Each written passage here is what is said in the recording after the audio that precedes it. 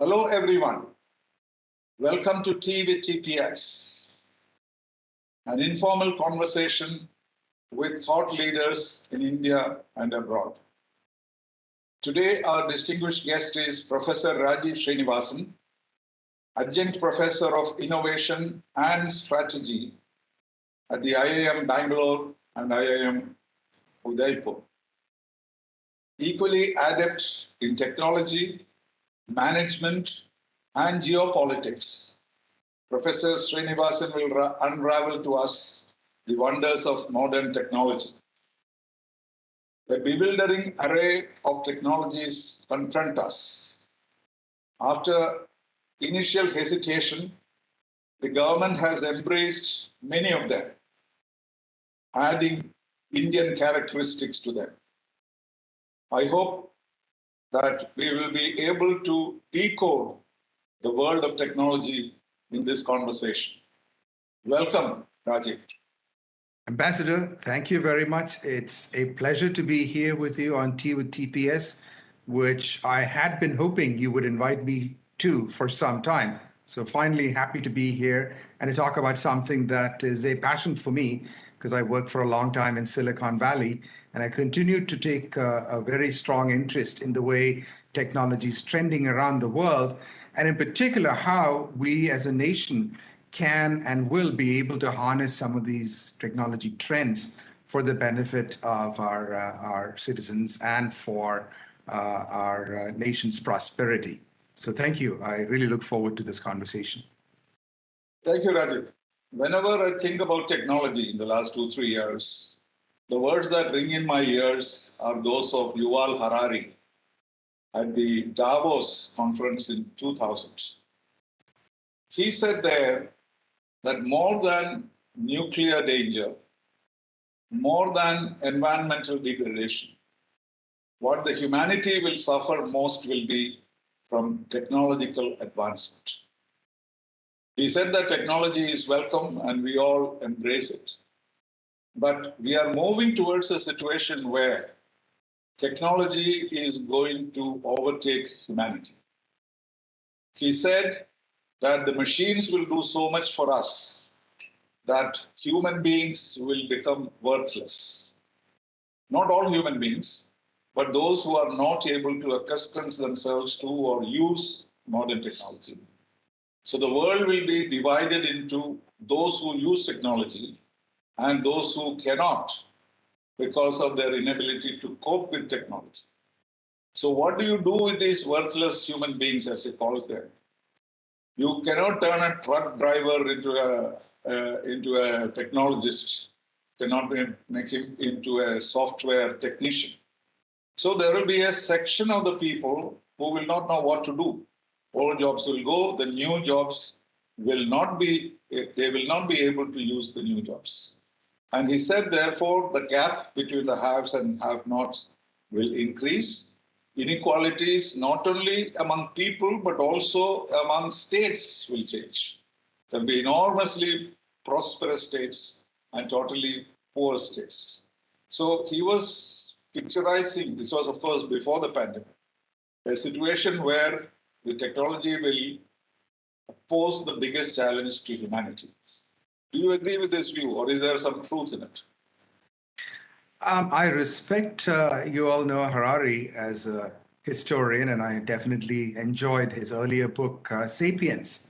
But when it comes to his latest book, which is the one that in effect he was quoting from, I think it was Homo Deus. I think he was a little bit too dystopian, perhaps. But let me point out that he's not the first person in the recent past to have raised the alarm. There were several other people, notably the Japanese author. I forget his name. The man who wrote *The Remains of the Day*, the Nobel Prize-winning Japanese author. His more recent books, in fact, have touched upon some of the things that you just mentioned that Harari said about how you will have a bunch of machines looking after people, and then it sort of leads to a conclusion where a lot of people are basically useless. You don't need them. In fact, they're a burden. to humanity and to the earth. So there is that dystopian vision. But even earlier, about 20 years ago, there was a prediction from Bill Joy, who was a techno visionary in Silicon Valley, and he was particularly concerned about self-replicating biological entities. And the reason I mentioned both these is because in the pandemic, we have gotten accustomed to the idea that there are large numbers of people who might be, erased. The pandemic may just kill off lots of people. And how do you escape from that? And one of the mechanisms has been this famous mRNA vaccine, which Pfizer and Moderna have brought out. And what's interesting about mRNA vaccines is that, in effect, we are turning your cells into little factories for the proteins that are antibodies to the virus protein spikes. Okay. Now, this is a vision right out of Bill Joy's vision of these self-replicating little entities that are running around in your body.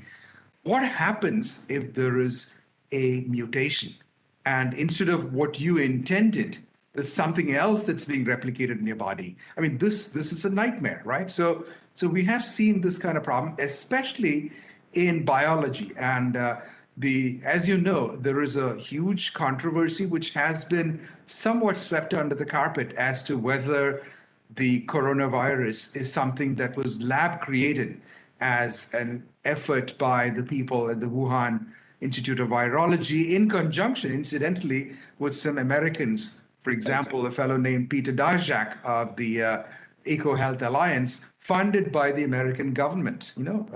Fauci and Collins and so forth, the National Institute of Health, were funding them. So there's a raging controversy about it, which is interesting. I want to come back to that earlier.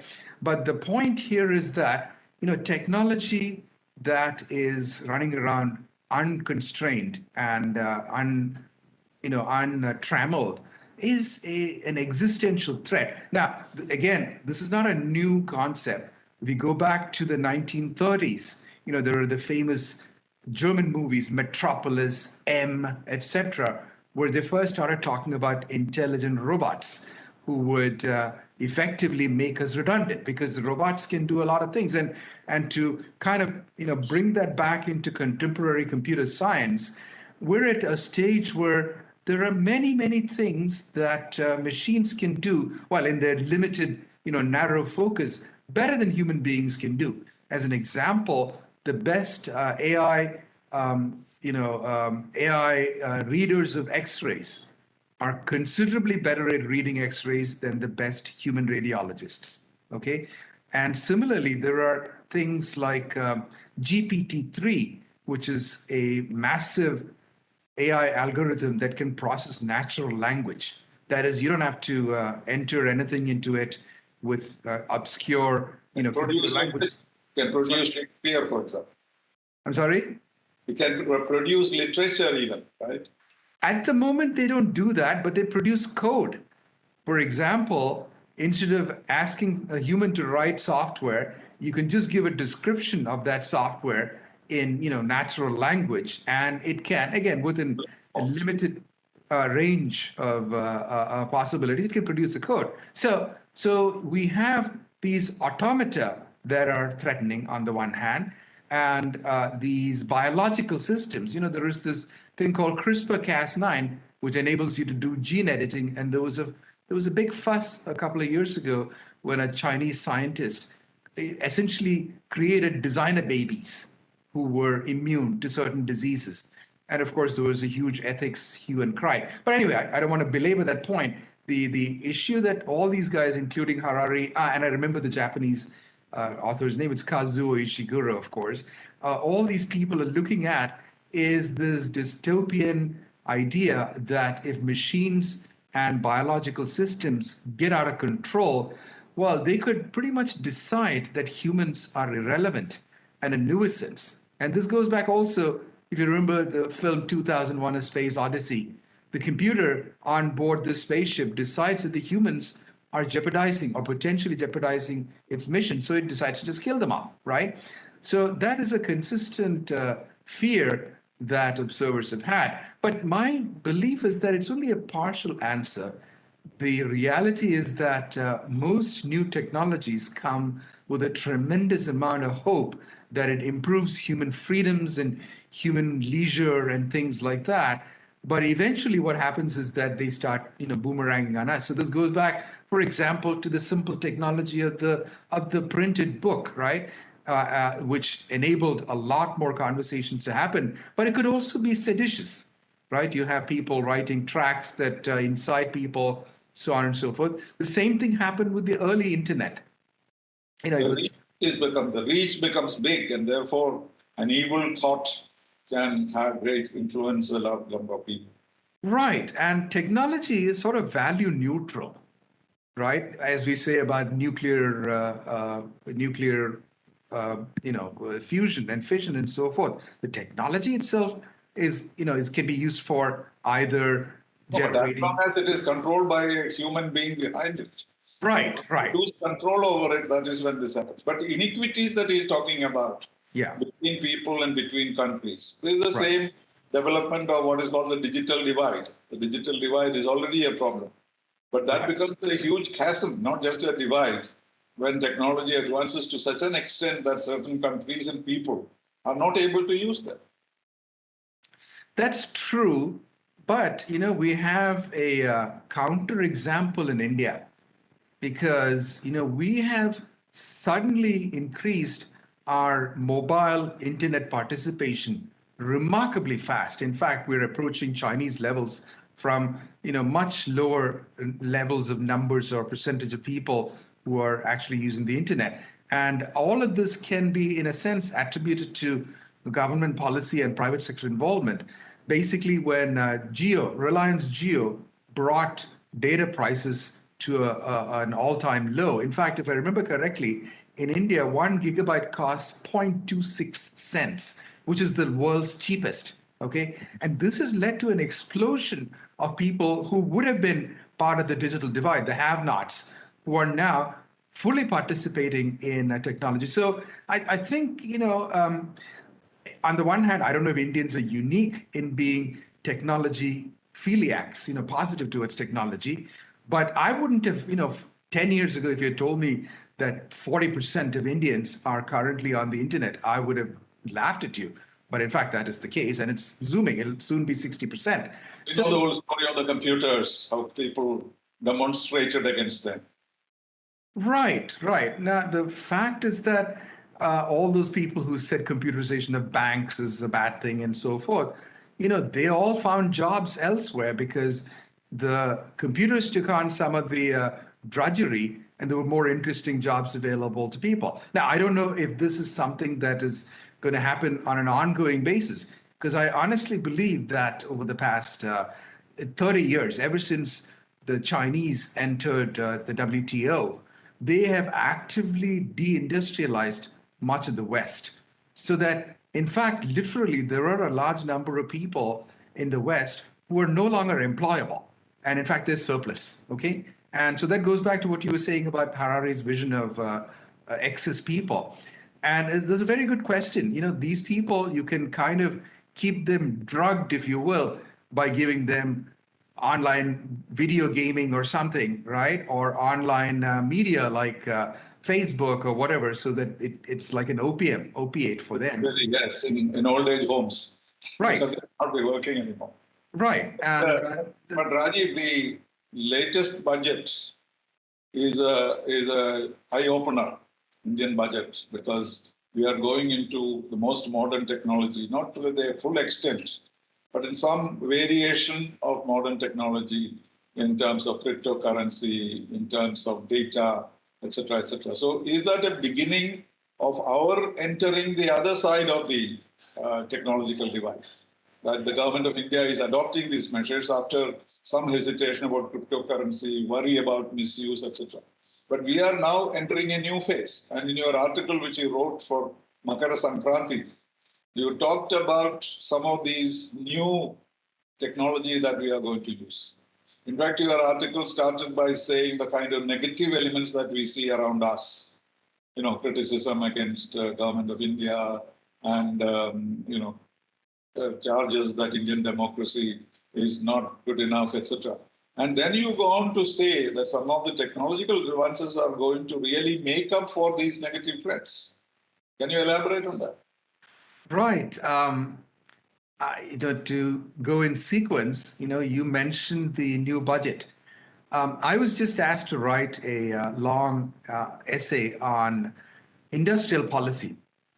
Okay, and in a sense, the entire budget was about industrial policy, which is to say, can the government guide, maybe gently or maybe with some force, the private sector into directions that are in the long term useful for the country and obviously for the citizens? And I think the answer is yes.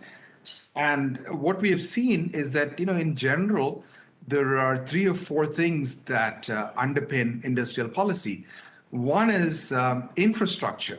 You got to have infrastructure, right? You can't do large scale manufacturing. And by the way, I would say that even though India is somewhat services heavy, manufacturing and production are inevitable. We have to have it. We can pick and choose the areas we concentrate on, but we cannot avoid manufacturing. And what a lot of the economic survey talked about was the infrastructure, electricity provision, roads, ports, airports, all sorts of things, along with some other things that are not visible, which is the improvement in the soft infrastructure. And that goes back to what you were saying about crypto and so forth. Now, let me specifically digress for a minute on crypto. See, the crypto and the underlying blockchain have great promise, but like all technology, they could be misused as well. Okay, and specifically, I like blockchain without necessarily getting into crypto because, as you're aware, there is this whole new move towards what's called Web 3.0. Okay, Web 2.0 is what we're living in today, where you have these giant companies like Facebook and Google and Apple and Amazon and whatnot dominating, and also Chinese companies like Alibaba and Tencent. They dominate the world. They take your data, they pretty much grab your data and then use that to send advertisements to you. And more insidiously, they use your data to figure out how to send you psychological messages so that you vote for certain people or you support certain policies, etc. And we have seen some terrible examples of that recently in the cancel culture in the US, for example, in how Spotify, which is a big music and podcast entity, is under pressure to censor a gentleman named Joe Rogan for saying the wrong things, or in fact, not even him, his interviewees said the wrong things, so they want to cancel him. So I think Web 2.0, which, when it first came out about, I don't know, 10, 15 years ago, I was extremely hopeful about it. I was running around praising it, writing articles talking about how finally we're able to get away from the tyranny of the mainstream media so that now we'll have lots of citizen journalists coming out and spreading the truth. I mean, that happened to an extent, but corporate media is very good at latching on to various things, so they have just taken that over. So Web 3.0 is a far more, how shall I put it, fundamental shift away from the centralization of information and truth and the creation of highly distributed various, not only media, but also finance. So that's part of what Web 3.0 about is, the 3.0 is about. So on the one hand, you got things like Substack, which you cannot censor them. It's unlike Twitter or Facebook or something which have these fact checkers, right? And so what they say, which may in fact be just opinion, not fact, is what drives Facebook to censor you, etc. Whereas with Substack, you can't do that, but it's because it's a grassroots kind of distributed journalism. Similarly, distributed finance, of which crypto is one part, but there's a lot more to it, can also be a big creator of independence and freedom for people because you're no longer subject to the central bank or any central bank. You're dealing with crypto, which is under nobody's control, except But for the, 1 second. yeah. No, we are not introducing crypto in the form in which it is being used elsewhere. We have put some controls over it. Can you distinguish the two? What kind of crypto are we going to introduce? Actually, the Reserve Bank, and it will be more like a currency, but on internet. But Right. actual currency, actual crypto is totally without controls. It That's is true. a mutual understanding, right? Right. But what we are introducing is a government-controlled crypto. Right. It's called a Why do you see the distinction?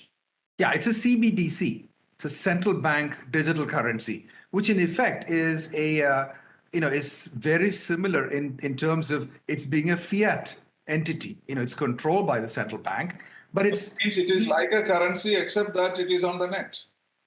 And on blockchains. Yeah. Okay. And the interesting thing there is with the blockchain, you have complete proof of transactions. Okay. Furthermore, let me just jump into that for a minute.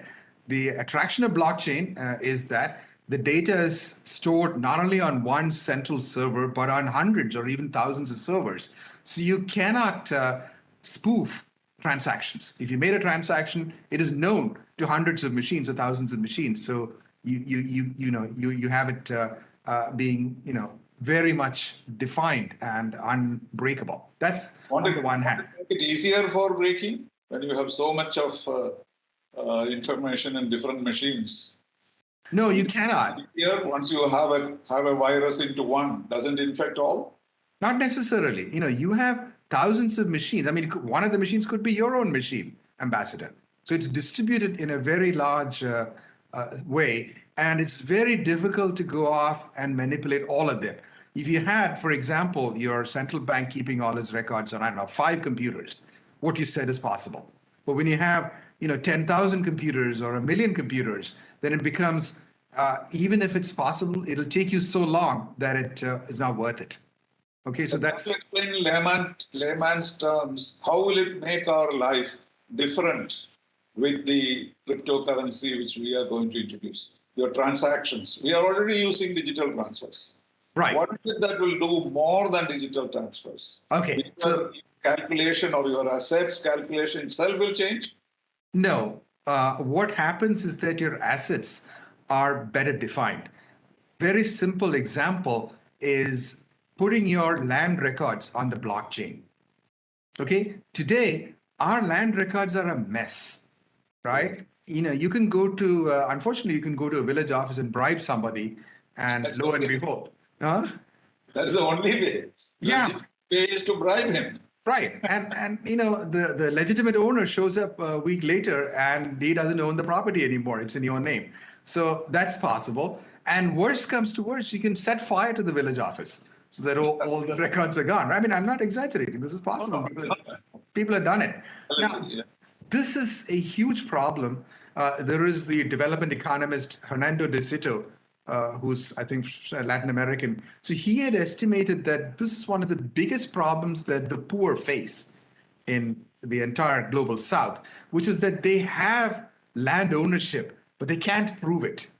Okay, if you could prove it, then you could get loans against it and you could do business with those loans. So he estimates that having land ownership records being unerasable and untamperable itself would be a huge thing. Because today, we have these small businesses going to, in Kerala terms, blade companies who are usurious lenders who charge, 5% a month or something 5% a day or, all kinds of huge amounts of interest. Whereas if you had land title, so that right there is a huge plus, right? The second big plus is that today we have an entire panoply or plethora of intermediaries who are there to make sure that your transactions are correct, including the majority of the civil legal system, right? You have banks, you have escrow companies, you have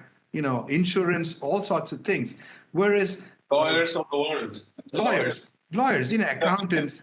Right. So that's what I'm saying. There's a giant ecosystem of intermediaries Okay. Now, the great thing about blockchains is that you can put what are called smart contracts on the blockchain, which means that if and when certain conditions are met, automatically the transaction goes through.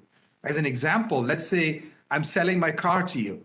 Today, with all due respect, I don't know if you're a good person or not. I can't trust you until I have the money in my hands. Therefore, we both go to a trusted intermediary, i.e., a bank or somebody who takes the money from you, takes the car from me, and then does a transaction, right? So you don't need that with the smart contracts. So in other words, what is happening is that I've just mentioned the land records. The second is that with Web 3.0 and distributed finance, you can do transactions with anybody anywhere in the world, okay, without worrying about n Looking at number his of. credentials, without having to look at his credentials. That's right. Because, I mean, yeah, that person, it doesn't matter what that person is like until these contractual obligations are met, the transaction will not happen. So you have some control over it, right? And then the third part of it is, in a way, related to the disintermediation. You may be aware that there is a famous case where people found out that Indian fishermen, especially Kerala fishermen, were going out to sea and using their cell phones to Yes. call buyers, right? And it turned out by doing Decide this, where to go, which port to go to. which fishing port to go to, who to sell to, they cut Yeah. out the intermediary. And it ended up giving them 12% improvement in profits, right? So right there is an example of how just simple digitization and cutting out of intermediaries can help a lot. And this is also the case with the famous Chandigarh lobby, right? This group of people who are ex-military types who have been instrumental in keeping India as the biggest buyer of weaponry in the world for the last, I don't know, 50 years or something, or maybe 30 years, something like that. Now, why did they do that? Not because we couldn't build the stuff here, but they, as intermediaries, were making a lot of money. So cutting out the intermediary is generally a good thing. And I mean, even in small ways, you've seen this. I mean, you wouldn't have done this, but I've done this. To go book railway tickets, you had to go to the station, and then some tout would come by and say, Psst, give me 100 rupees and I can get it done for you, and you would give it to him because it's just that much easier. Take your time. Yeah, Yes. And then continue. and I mean, this is everywhere you go. You go to the. My wife had to go get her passport, and she had done all the work online. But she gets to the passport office, and this fellow comes and says, Psst, "Do you have an appointment? I can help you." She says, "No, I'm fine. I have an appointment." Right. So that whole thing about doing business between the principals, cutting out the intermediaries, and making sure that there is a record of these things, and that it's done on an automated basis, I think is a big But plus. don't you think these intermediaries will find some other way to become influential in the new Sure, transactions? sure they will, but not the way they are now. Okay, because I believe most of those touts in the railway station would have gone off to learn, some other mechanism, potentially the internet scams that you're seeing today. Okay, as an example, I helped my cousin advertise his house for rent.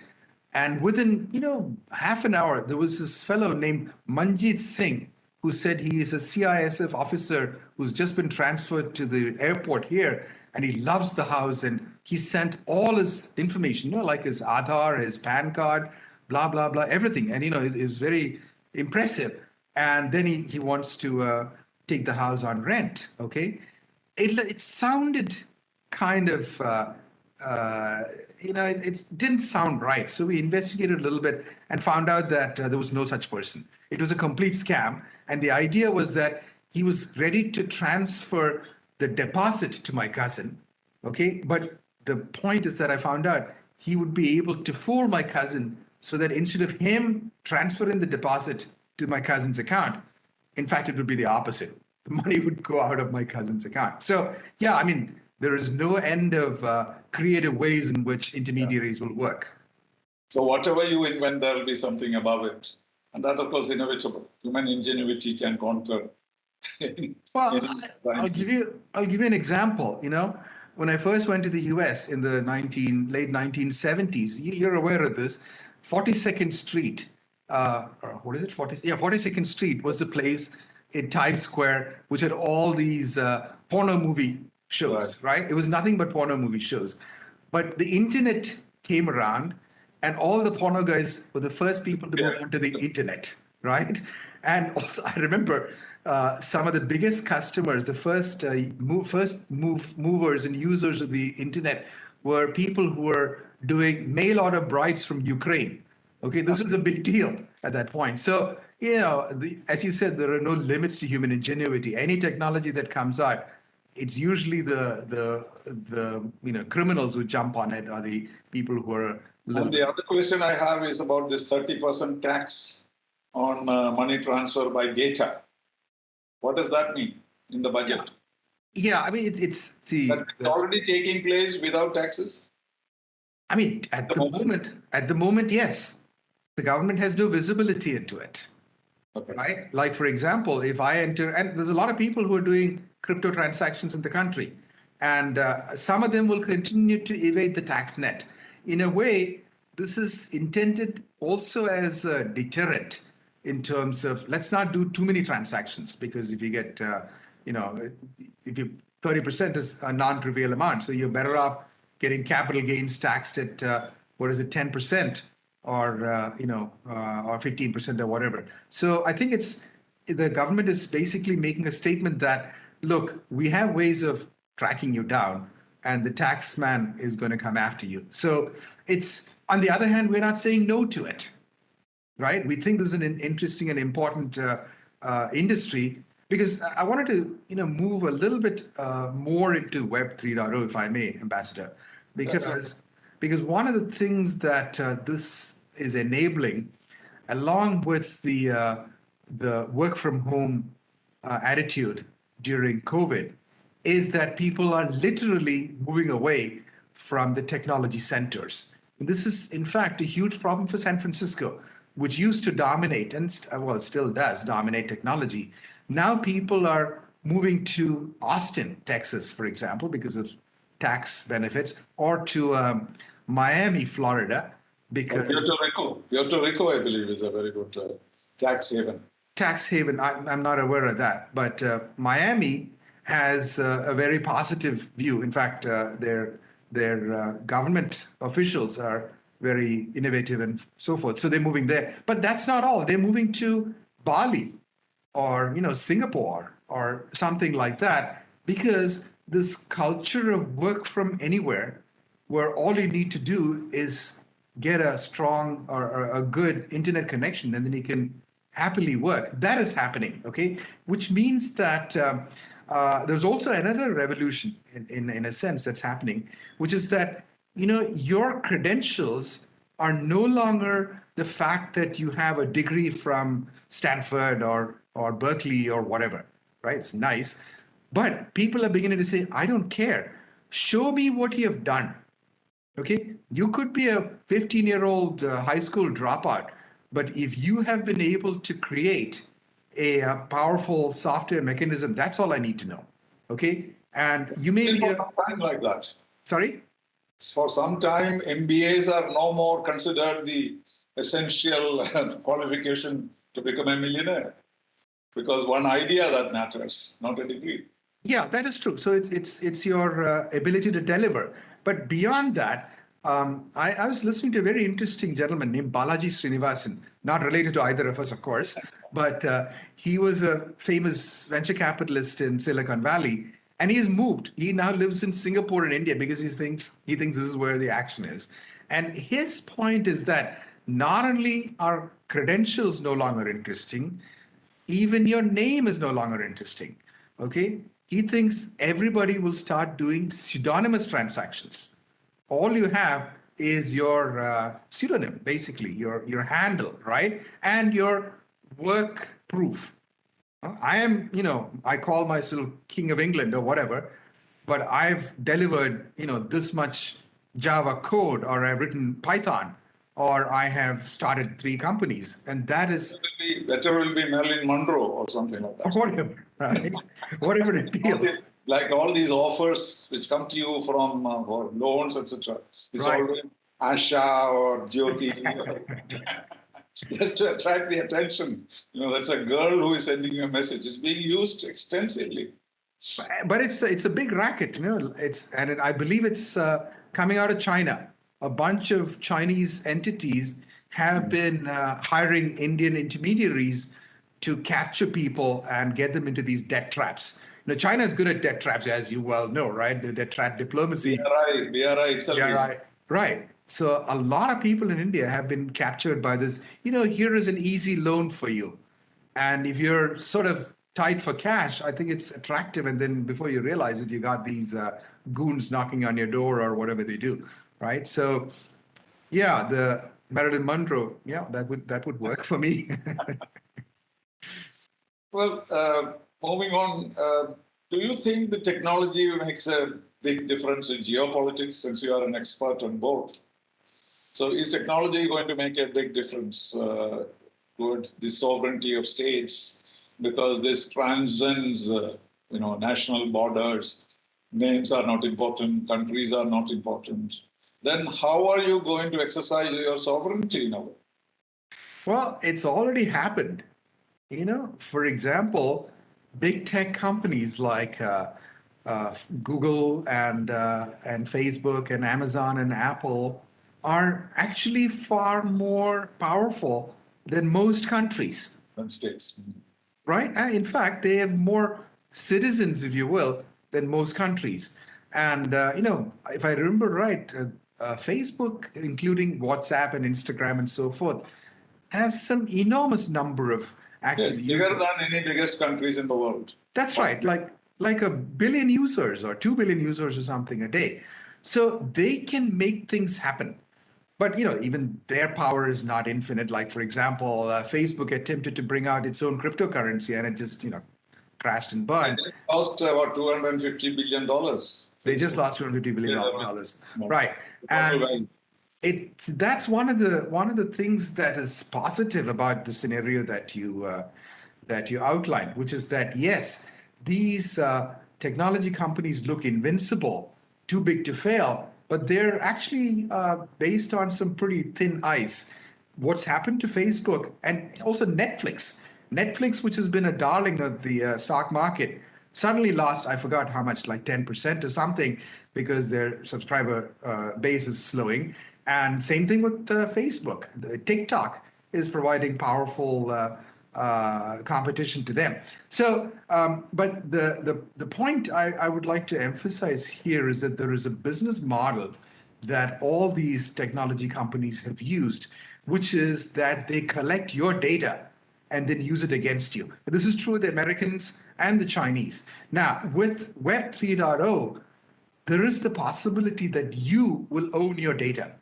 And if you want to give out your data, for example, you want to give your medical data, okay, or any other data that you choose to give, you will be able to release it. Now, it's true in India also. Unfortunately, I think the government thinks that Aadhaar data, okay, your Aadhaar data, the government thinks belongs to them. Actually, it doesn't. It belongs to you. But the government, believes that they can do whatever they want with it. And so whenever you have these centralized repositories that capture data, whether it be companies or countries, then it's loss of sovereignty for you as an individual. And then when the entities are very large companies, then they are likely to influence your policies. Examples, current policies or current issues, the Ukraine struggle, right?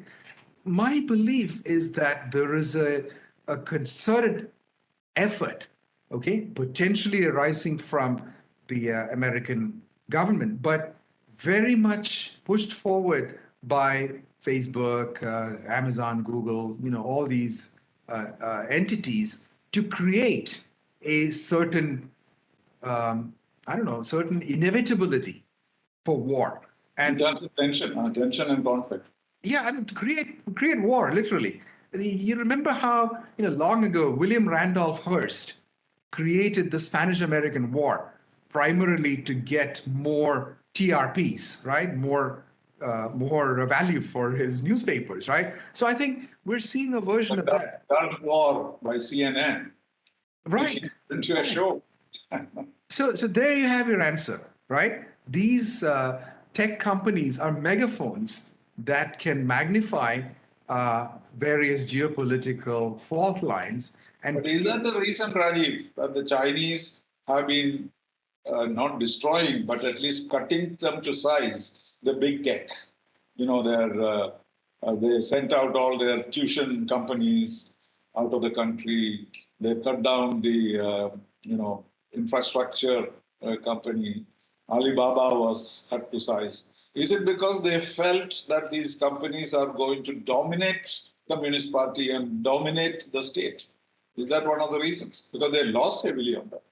Yeah, it's kind of as with many things that the Chinese do, it's a little inscrutable because quite honestly, these big tech companies are arms of the government more or less, right? Huawei, for example, is very clearly an arm of the Chinese government. No. Alibaba, not so much. And what I think But precipitated Huawei this. has not been affected. Alibaba has been affected. Exactly. That's the point I was making.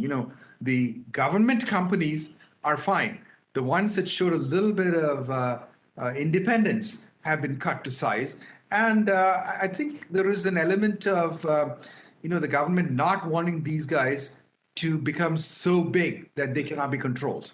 Okay, because So that will apply to all governments, don't you think? Because, like, for example, we are now stepping into this field. yeah, Are our leaders also concerned about the possibility of them becoming the state, as it were, because of the blockchain and various other facilities? They lose control over the economic factors because that is how they run the state. right. If they really lose control at some stage, that will undermine them and create instability.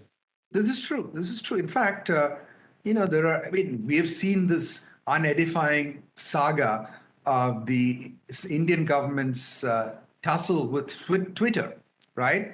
Twitter did a bunch of things last year. I don't want to go into detail about that. In effect, they were violating Indian law. Indian law says that you must have a locally resident individual who is the person whom you can raise complaints to. They just ignored it, right? And what did the Indian government do? Well, virtually nothing. They just got away with it. Now, this is not true of all governments. The Nigerian government recently made Twitter really, really, hurt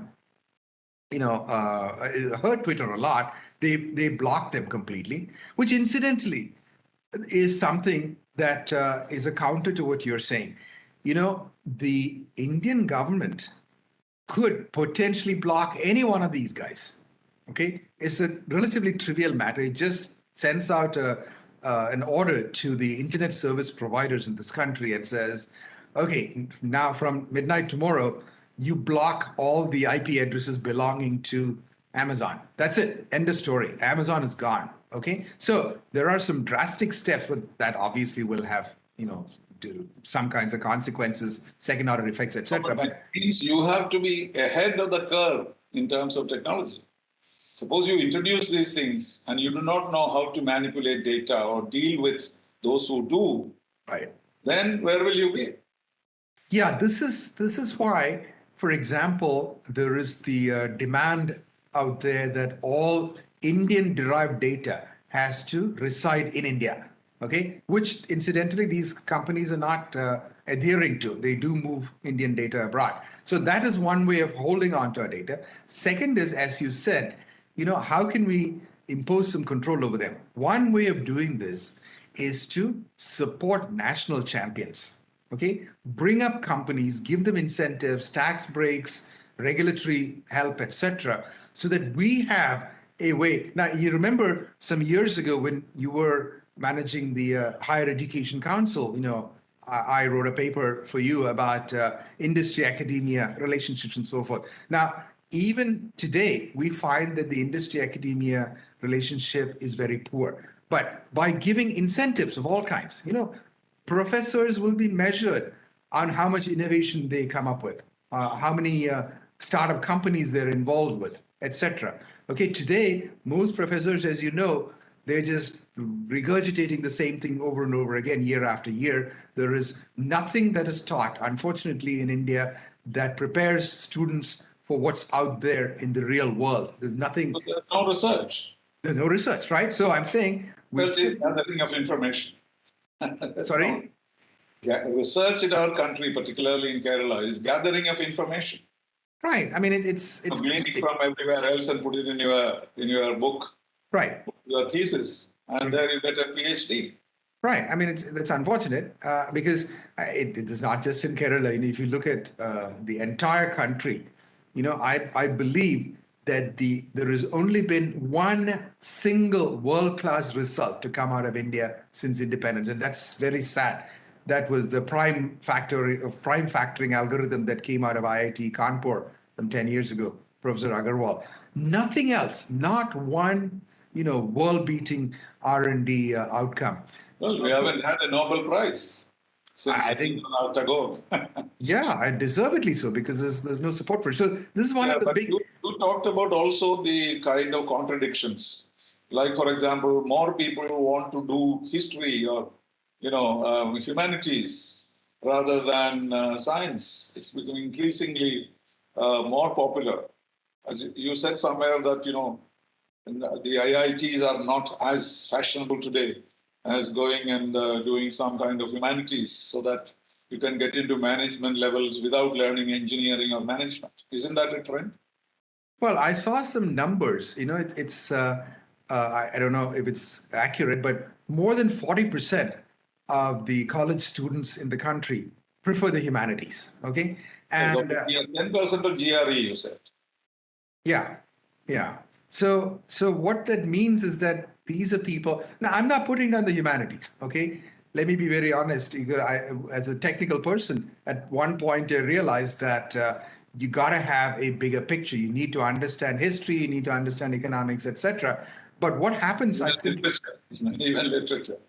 literature, yeah, because these are And all hide a lot of ignorance by quoting Shakespeare. right, right. In fact, I had a friend reminds me, I had a British friend in the US, and she said just her accent used to impress all the Americans so much. They used to think she would read Shakespeare every night before going to bed. You know, hardly the She case. became superior. Sorry?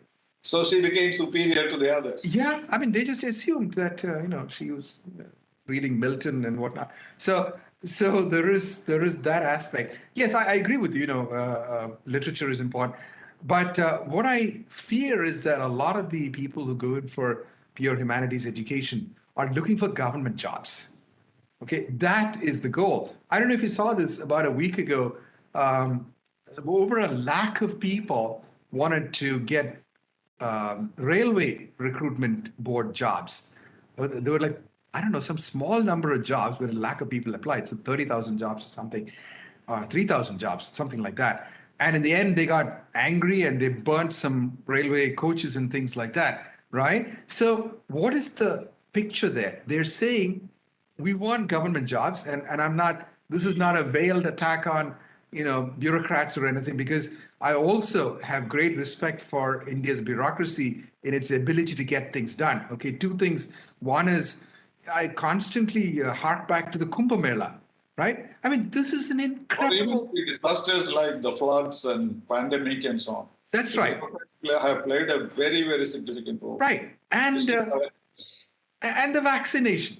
I mean, how on earth did you get 1.5 billion people vaccinated? So the Indian bureaucracy has fantastic capability. Okay. However, it's not used much of the time.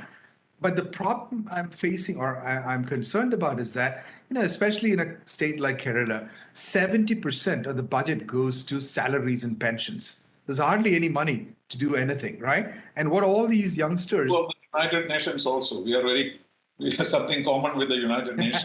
Every project, 75% is spent on salaries and pensions. That is sad. Okay, that's no way to run a United Nations or a state. But that's what all these people are aspiring to. How can we get them more excited about technology and being leading edge and things like that? I think the Chinese are probably a model, and maybe the Singaporeans, right? because have you lived in Singapore, but you're familiar with it. Not lived, but Yeah, on and off. I mean, those people seem to take to all kinds of new technology. Like, for example, biotechnology is a big push for them. no, So, but they started long, long ago. Even these yeah, basic technologies, yeah, Singapore was the one which put into actual use.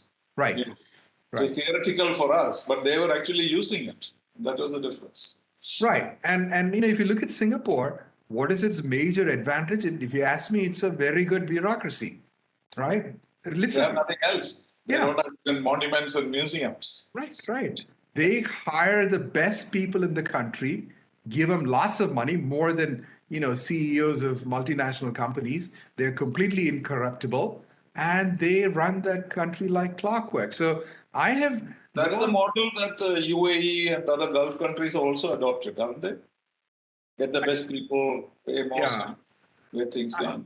I don't know because I haven't paid that much attention to the Middle They could East. do it with their local people, but they always found the best people from abroad. So Abroad, yeah, okay, there's a beeline towards the Gulf, particularly the UAE, with right, the right, new kind of opening up.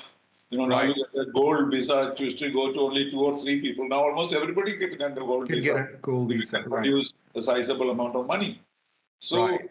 now people are Indian rich men are all going to the Gulf, buy an apartment there and live there, and then of course work from home and do your Right. business also in India. It's a Right. big information. People are running towards. I mean, all the richer people have a tendency to go and live abroad. Well, this goes back to what I said about Balaji Srinivasan's view, right? Yeah. That you can be anywhere, right? And you can go get jobs or other benefits based on your proven work, right? You can do certain things, and And that's children's education, etc. You don't need to move yeah, because it yeah, has become so sophisticated. The online learning, right, right, that's and all possible. yeah, online learning, we could, incidentally, that's something we could take a lot more advantage of because I've been thinking, see, pretty much all the world's knowledge is now available online, often for free, otherwise for a small amount of money. And there is another technology that I'm excited about, which is real-time translation. Okay. See, you and I are having a conversation in English, but we're not far off from the point at which somebody who's listening to us can put on a pair of headphones and maybe, just Instantly. they could be listening to this in Tamil, okay, or in Hindi or whatever. Experience day before yesterday. A Yeah. review about one of my books appeared in Tamil. Okay. And my family has at least 3 women who understand Tamil. So I sent it all to them. Yeah. Say, tell me what it's about. But my Right. son, who is sitting in New York, sent to me a literal translation in 3 minutes. Right. Right. The Tamil speakers had no chance to read. Right. Right. And an English translation. In 3 minutes from New York, I got a whole text of about 300, 400 words Yeah. Yeah. in English. Yeah, Google Translate. I had a similar experience. A couple of years ago, I went to Japan and I found out that I have an ordinary Android phone.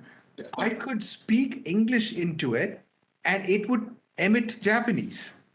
Okay. And a Japanese could reply in Japanese and And it then would emit you would hear English. it. No, I'm thinking of all the high-paid interpreters in the UN. They lose their jobs very soon. It's gone. It's like you remember. See, technology marches along, right? Do you remember there were a lot of people here who had medical transcription jobs? Yes. Gone. Okay. Similarly, these call center jobs gone because technology is taking that over. In fact, I think that is a big danger, incidentally, for our high tech pioneers. TCS and Infosys and so forth. Those jobs may also disappear as soon as machines Have to will. quickly adapt themselves to the new technologies. How far they can do it, how Yeah, soon. they have done that, but I think their business model will take a hit.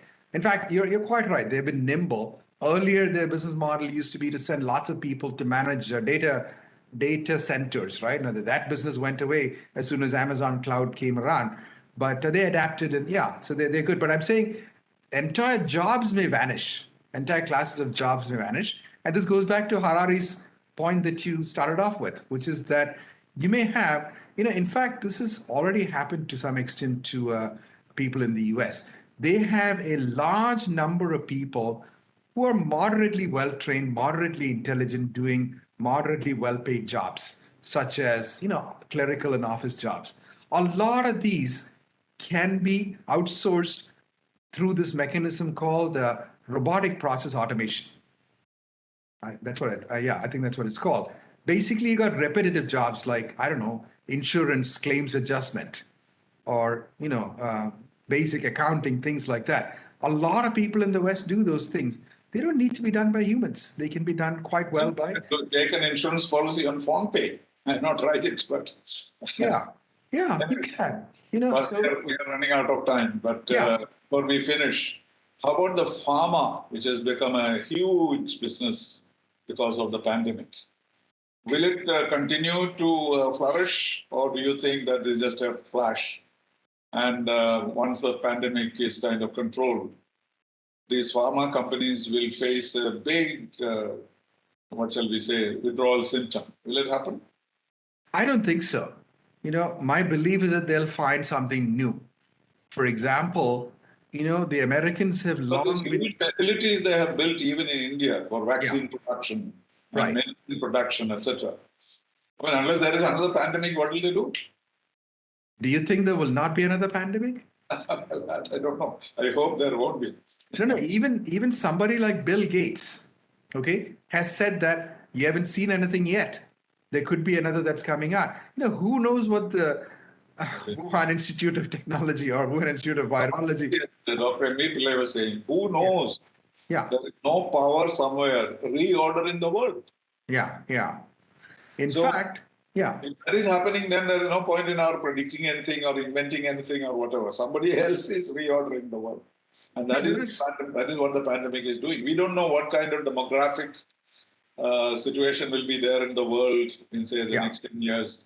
There may not be anybody above 65 years of age. And things like that are happening in front of our own eyes. Also, there is a very interesting demographic result. Okay. The countries that have got the least vaccination have the least infection too. In your article that, yes. Yeah, I mean, sub-Saharan Africa, there's no vaccination there, but there aren't any cases either. So there is something fishy about that as well. I think the more President Obama had said some years ago that there will be no pandemic in our country, there will be no epidemic in United States. Yeah. But these will be generated in these poor countries, and because they can come here in 3 hours or 4 hours from Hong Kong, we will get the disease. But it was the exact opposite. Yeah. He was scared of the Italians coming rather than our going to Italy. Right. No, so that leads to some really basic questions about the vaccines. Equalization, right? Yeah. And India has actually done rather well because nobody knows how many people died in China. There is some interesting statistics. Apparently 5 million people stopped using their phones after the Wuhan pandemic started. Where did they go? Right? Nobody knows. Of course, China hides all these statistics, just like they hid the number of people who died in Galwan. It's not so clear what the exact death toll is. Right. And so, we are revising it every other day, aren't we? Right. But it's interesting, if you look at it anecdotally, the number of people that I personally know who died of corona is just one. And that's a cousin of mine. She was dying of pancreatic cancer anyway, and then she caught corona and died. So she died with corona, not of corona. So how do you determine? Yeah, so I think the tendency is to say anybody who died with corona died of corona, right? With the virus in him. Yeah. So the numbers are completely unreliable. The only thing we can, so my belief, going back to your question, the pharma companies are very smart. They can figure out ways of surviving. And the fact that they've built up all this capacity, they'll find another disease. Okay. For example, like war. Once you have the machinery and equipment, you must have a war. You must have a war, right? That's why you create. But for example, do you remember how cholesterol? The right number was 250, then it became 200, then it became 150. Similarly, diabetes, the HbA1c was originally 7, Then it became 6.5. So they're creating more sick people. You need more medicine. More medicine. You need more medicine, right? Right. So that's a very lucrative business. But let us conclude on a happy note that Corona is disappearing hopefully very soon, unless there is another variant. Do you share that view? I mean, so far, I just recovered from Omicron last week, and I was unable to Yes, join we you. had this program last week, not this That's week. right. So, Been for coronavirus. right. I mean, it was relatively mild, but I have some. That's why it's called the God's own vaccine for you. So Sorry. once you have an Omicron, that's God's own vaccine. Vaccine, yeah. Vaccine to you, and so you will not be infected anymore. That's Right. So I was planning to do a booster shot. Now I postponed it for 3 months. Take it later. But I mean, the story is that this is now becoming endemic, like cold or flu or something. But of course, you realize that in the U.S. every year they take a flu shot, and that's your answer, right? Somebody's got to make the flu shots, and that's money for the pharma companies. Okay, thank you very much, Rajeev, for that very fascinating conversation. You know so much more about these things than I do, but I found it extremely valuable, and I hope our viewers will also find them useful. Thank you very much. Thank you for inviting me, and you're a very knowledgeable person, so it's great to talk about a whole variety of things with you. Thank you. Bye-bye. Bye. അപ്പോൾ ഞാൻ log of ചെയ്യട്ടെ. Okay.